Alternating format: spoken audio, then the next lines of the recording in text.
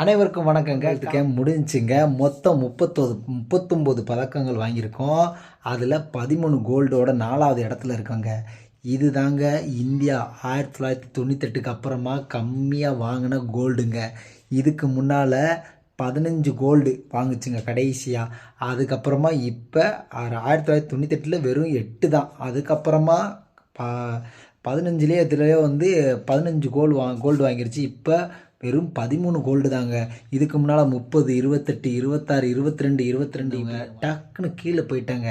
ஏன்னா குட்டி குட்டி நாடுகள் கூட நல்லா வந்துக்கிட்டு இருக்கு. கடைசி வரைக்கும் நம்ம அப்படியே தாங்க இருக்கிறோம். பிரதமர் மோடி ஒரு ஐரோப்பியாவில் போய் பேசியிருக்கிறார். என்ன பேசினார் தெரியுமில்ல?